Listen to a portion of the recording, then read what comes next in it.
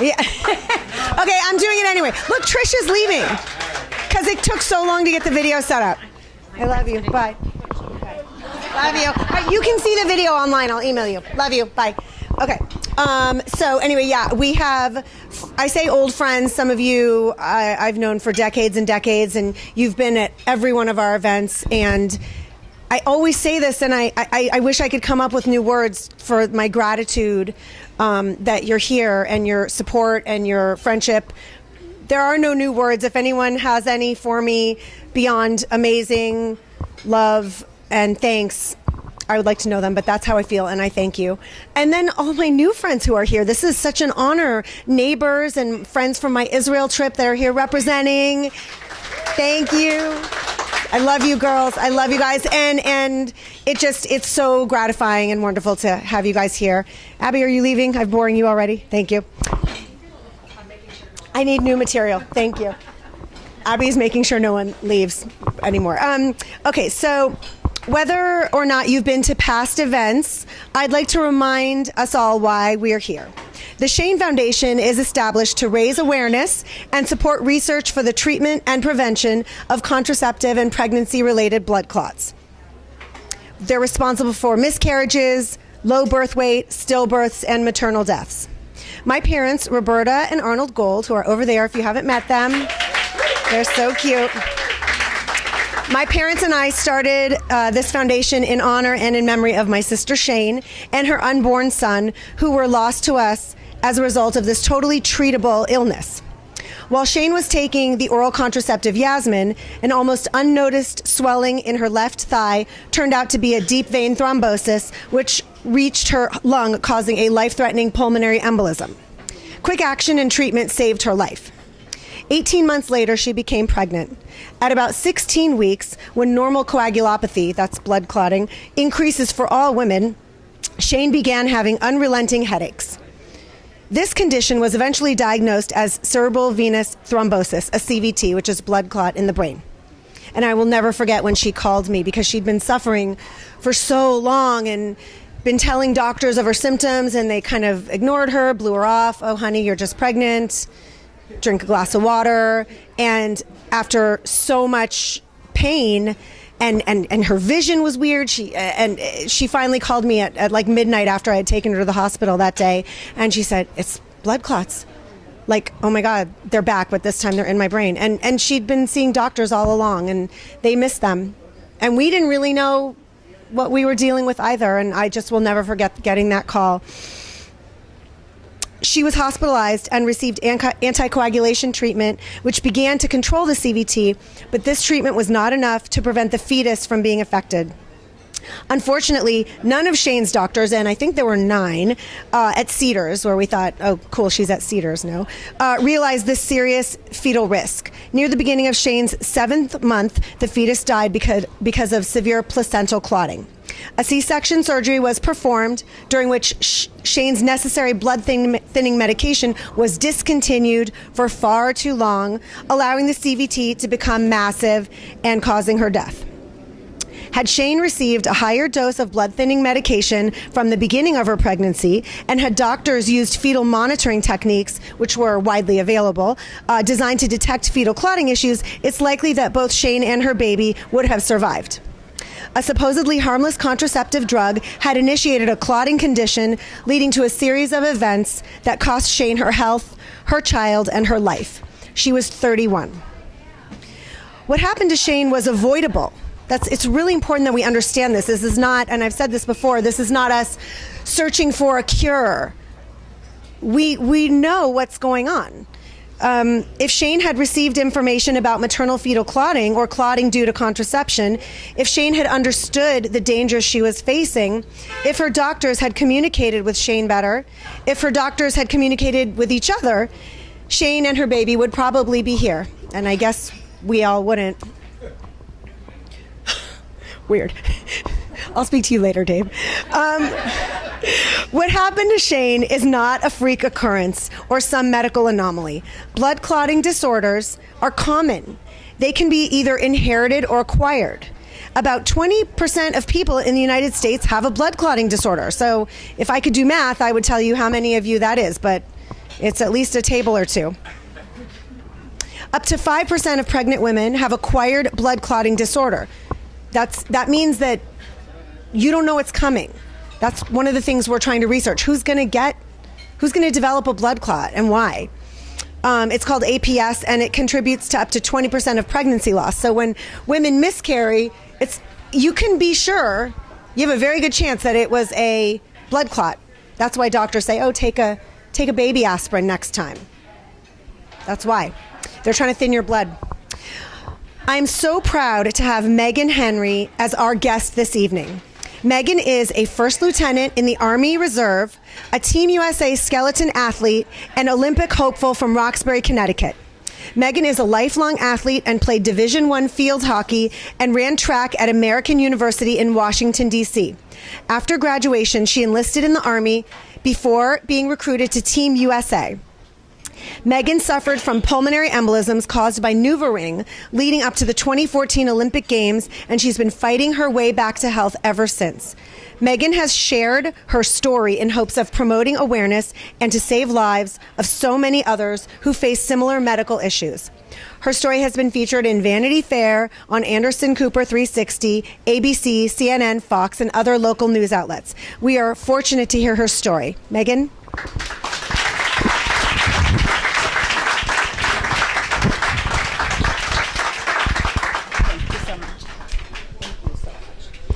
Thank you so much. I am so honored to be here, and thank you especially to Robin. She's an absolute workhorse, and I thank all of you for attending, because your attendance and your support for the Shane Foundation is absolutely crucial. And I'd like to share a little bit about, Robin gave me an excellent introduction, but I'd like to share a little bit about myself and just how you might think I'm kind of an outlier that this happened to me, because I am a high-level athlete. Like she said, I played sports all of my life. I played sports at American University, and after I graduated, I joined the Army.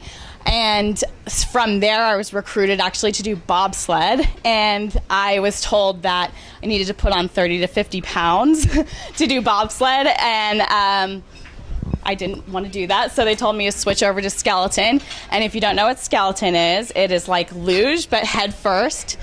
So there's a running start, and you load onto your sled, and you steer with your body weight.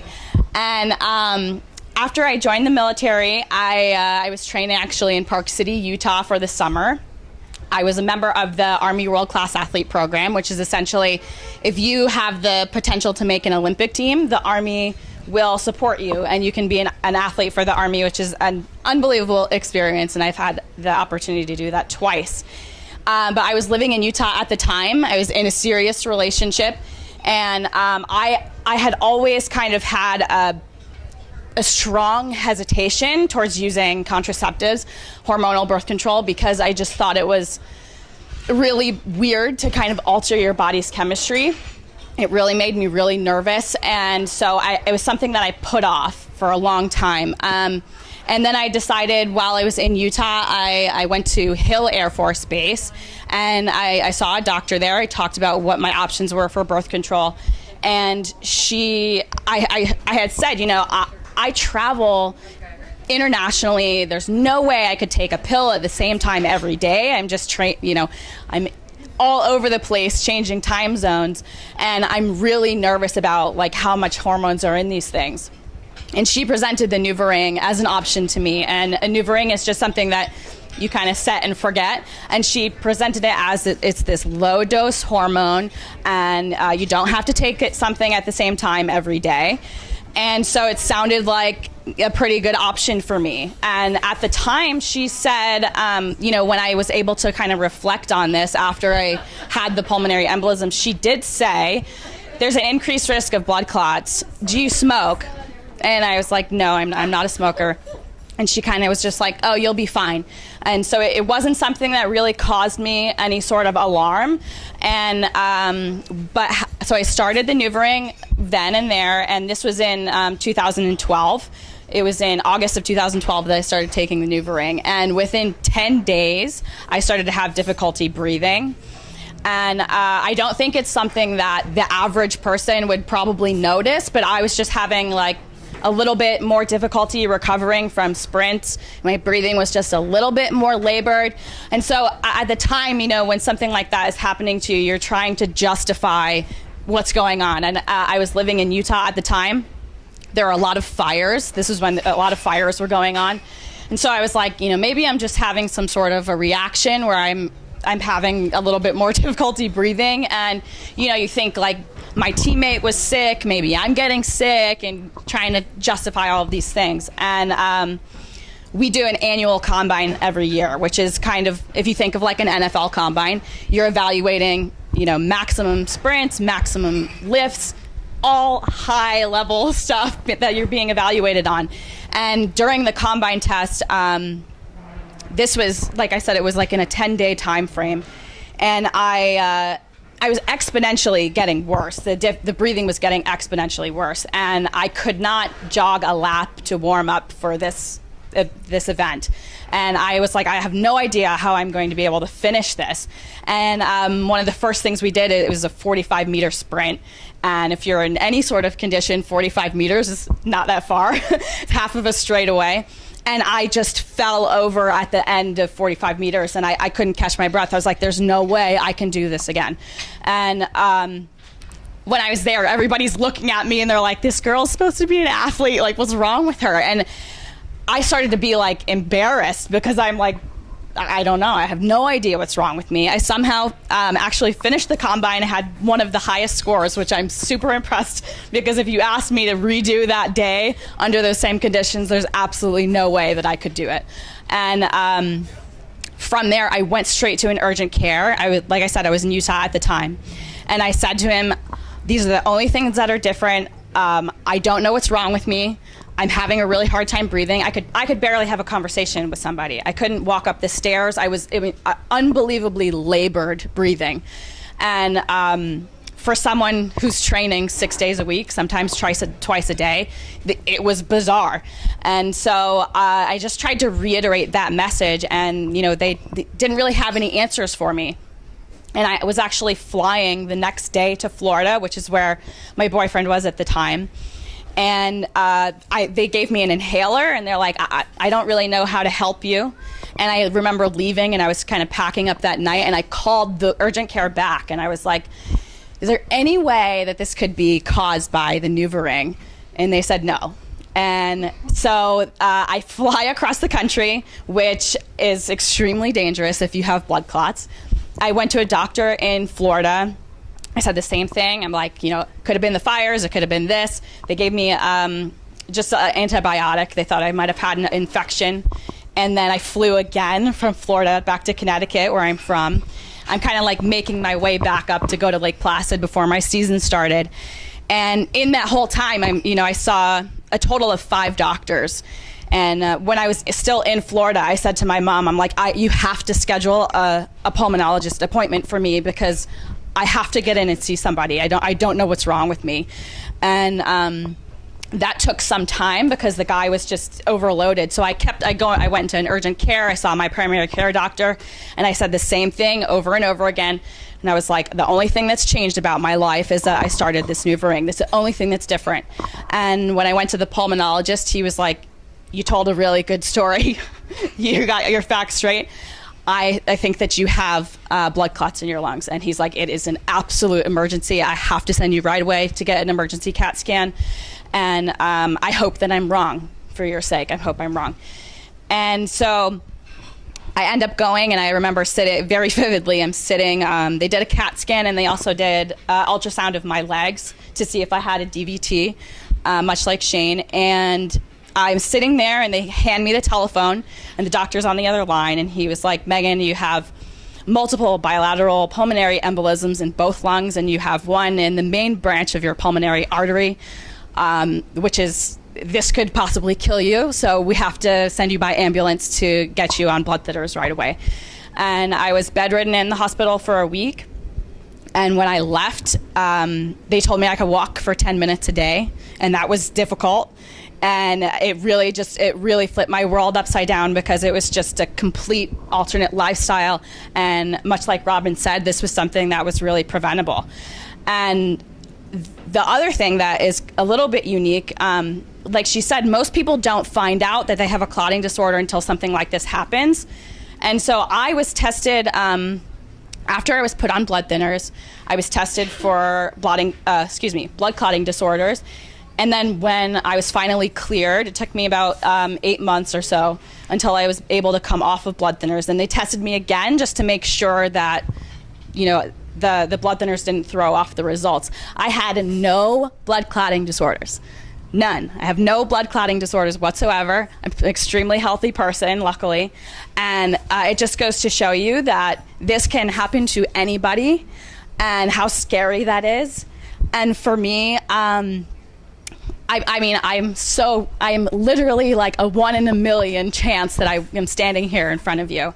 And after I got out of the hospital, my mother's like, people are gonna want to know what happened to you. What do you want to tell them? Because, birth control can kind of be taboo depending on who you're talking to. Luckily now, this happened in 2012 for me. Now it's a little bit more accepted that you can talk about stuff like that. But I was like, we have to tell people what happened to me because they don't know. And the doctors didn't know. And that was why it was so scary for me, because I basically provided the information on a silver platter. Like, I started taking this birth control. I'm having a hard time breathing. These are symptoms. This is well known that this is a risk.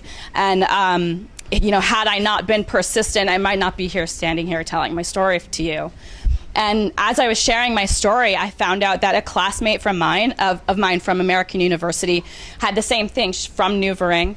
She had a pulmonary embolism, but also suffered from a heart attack, and she passed away. And I had seen that she had passed away, but I thought maybe that she had some sort of chronic illness that I didn't know about in school, because it had been several years since we graduated. And that's how I kind of got involved with a bunch of other women who were survivors. I connected with her family, and we shared our story in Vanity Fair, which was then picked up by Anderson Cooper 360, and that's kind of how Robin found me. She saw it, and that's kind of been a mission of mine, to share that information. And one of the other really sad pieces of that story, my classmate's name was Erica Langhart. Her mother ended up being a martyr, essentially, because she thought it would help bring more awareness to what happened to her daughter, but also to hope, bring awareness and save other people's lives, and which was tremendously sad. But she made this big sacrifice and hoping to bring more awareness. And so I can't stress enough how important it is that you guys are here. And the other thing for me is that, like I said, I have no blood clotting disorders. However, I will be a high-risk pregnancy, and that is so terrifying for me, especially. And I didn't hear Shane's story until Robin had reached out to me. But when they told me that, it makes me so scared, really, for the future, because I've always, thought that I would want that. I would want to get married and have children, and to put my significant other and my future child and myself at that risk it really makes you think. And I just hope that nobody has to be put in that situation, because it really is preventable.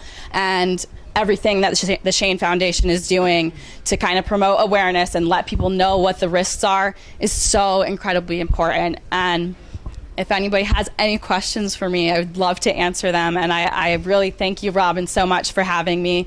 Thank you. I want you to know, and my mom will know all about this, that there is no reason you can't have a safe, healthy pregnancy if you're tracked by the right high-risk OB.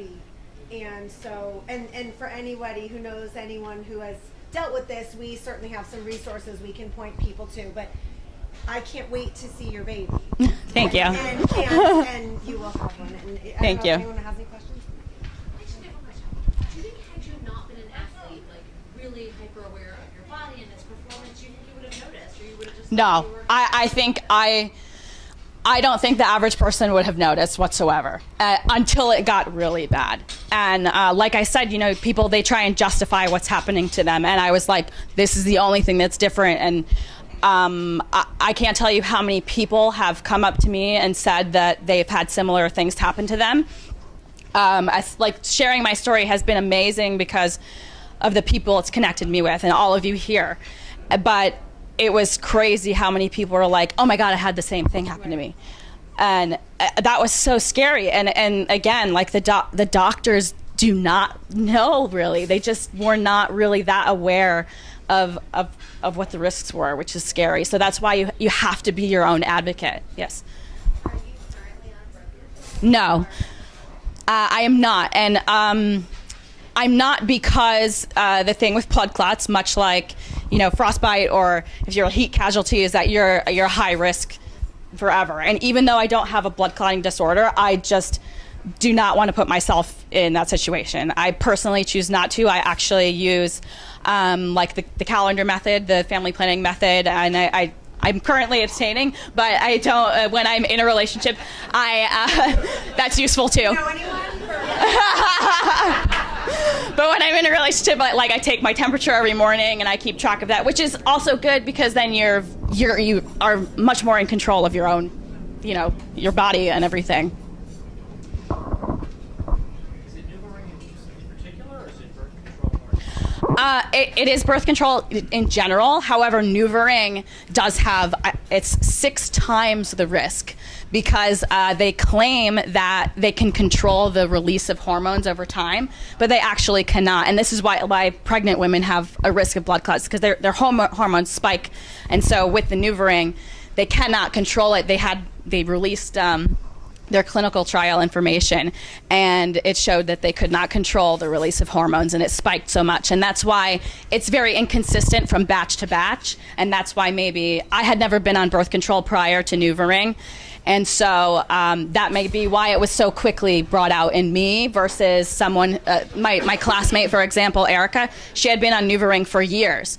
And so that's also scary because people have said to me, well, I've been on NuvaRing, I've been on it for 4 years, but it varies from batch to batch. But you think that for NuvaRing there would be some sort of, maybe it exists or maybe they don't want to do it, some sort of testing? I want to answer that. I want to answer that. I'm going to let my mom. Let my mom take over. But David, to answer your question, NuvaRing, Yaz, and Yasmin are well known, well documented to carry an increased risk of blood clots. In fact, Bayer, who manufactures Yaz and Yasmin, has paid out a $2.5 billion settlement with a long list of plaintiffs. Shane was among them. Unfortunately, she was not able to claim her part of the settlement, but all that they had to do, the only imposition aside from the payout, was that they had to make a small change to their insert. Who looks at their medical insert information with their medicine? It's 50 million pages long. Nobody reads it. And so that's it. It's a slap on the wrist. And $2.5 billion is really just the cost of doing business. And they just up their marketing spend in other less litigious countries. So we can talk more about this. Megan, I cannot thank you enough. You're tremendous. It is such a gift and an honor that you're here to share your story. Watch your step here. Thank you. I'm going to let my mom is going to come and update us a little bit on some of our projects. Not only are we funding awareness programs, but also research into, like we said, who gets these blood clots and why. So a little bit of a recap of what we've done, and what we can look forward to. And come on, Mommy, come on. We'll wrap it up kind of quickly because this went on long. Okay, here's my mom. Amazing Roberta Gold.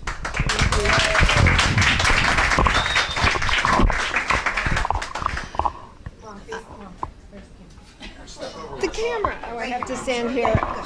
Okay. It's the synthetic progesterone in the contraceptive that causes the problem. And they keep changing the names of the drugs. There's new generations. I could be here for 2 hours talking about it, the chemistry. I don't want to do that tonight, but the research has shown that is the primary culprit, is the synthetic progesterone in the newer versions of the hormone-based contraceptives. They knew about this, but the public was not informed. This has been going on for years. I'm so pleased that Megan could be here tonight and tell her story. Unfortunately, her story is common. This goes on all the time, and it's not just pulmonary embolisms that are misdiagnosed. It's not just pulmonary embolisms. There are heart attacks, there are CVDs. It's, Serena Williams, talk about athletes that recently had a story very similar to Shane's. And she knew it. She was an informed, vocal woman who knew what was happening to her after a C-section, very similar. And finally convinced the doctors that she knew what she was talking about and that she desperately needed anticoagulation to save her life. So what I want to talk about tonight is the power of the Shane Foundation and how powerful this small group of people is. You have no idea. People out there in the world, in Washington, D.C., in New York, they think that we're some gigantic powerhouse organization. They don't know. They don't know. No, because I can't do anything without the support. So I just want to recap what this is about and what we're doing. We launched in 2013, in October 2013, and this foundation has grown to be a national leader in developing new forms of maternal health patient education and supporting research in maternal fetal blood clotting disorders. So it's really a two-pronged organization. We started as a partner of the March of Dimes with presenting information at perinatal nursing conferences. I mean, we launched big time with 500 perinatal nurses in Chicago and then in Orange County. And for the last 2 years, representing the Shane Foundation, I've been honored to hold one of 30 voting seats on the ACOG Council on Patient Safety and Women's Healthcare in Washington.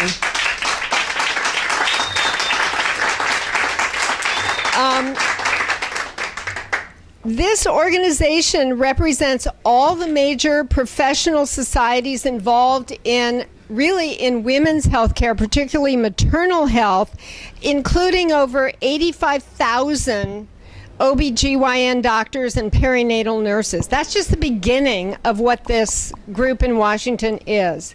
And 30 of us have a vote on the U.S. policy and bills in Congress that come through. This organization was formed really around the time that we lost Shane, and they were formed specifically to address this crisis in maternal deaths and morbidity, which really put the United States at third world status. If you can believe it, we function like a third world country in this issue. And these statistics were largely kept from the American public, just like the issue that Megan spoke to you about. This information kind of has seeped out slowly. Prior to this appointment, the Shane Foundation was honored to serve on a California organization at Stanford University that did the same sort of work, but at the state level. And because I'm really just an old school teacher, the first thing I did when I went to Washington was to propose a new form of patient education to empower pregnant women to become their own first line of defense, because women have to, Megan knew that something was wrong. It was trying to get somebody to believe her and to do something about it. You have no idea how common this is. So the program was based in empowering women to recognize the difference between what is normal or in the normal range and what is potentially serious. Just like Shane was told her headaches were just muscle tension, You have no idea the excuses. I just read a story of a woman who went back to the hospital after giving birth, and she was said, "Oh, you must have asthma." Well, there's really no such thing as new onset of asthma in adults. And she was sent home with some antibiotics, where she died of a heart attack. It's not just pulmonary embolism. It's heart attacks, it's preeclampsia, So I proposed an online program based on visual symptom images that were racially, culturally, educationally, and socially, economically neutral, because I wanted all women, no matter what their status, to have equal access and equal protection. I'm the only member of the council with zero medical background, so I thought they'd kind of laugh and pat me on the head. But instead, they formed a committee and appointed me as co-chair. And then this past November, they called me back to Washington. I had no idea what was going on, but here was this meeting of people from all over the country. And to cut this short, this program now has the full weight of the ACOG behind it. And this is a very big deal for the Shane Foundation, because these same symptoms and the blood are the same, that Megan talked about. It's not just one thing in one area. And these are the same as the hormone-based contraceptives. The second reason it's a big deal is because word has been seeping out. And recently, Northwestern University Feinberg School of Medicine wants to adapt the program for use in their 10 hospitals to facilitate treatment for their high-risk pregnancy patients. So this is our new fundraising goal for 2019, is to fund that project. I have another one pending at UC Irvine that's in the planning stages, and I'll let you know more about that. That's an anticoagulation project. Our first research project, which was 2 years ago with Hadassah Medical Organization in Jerusalem, just concluded.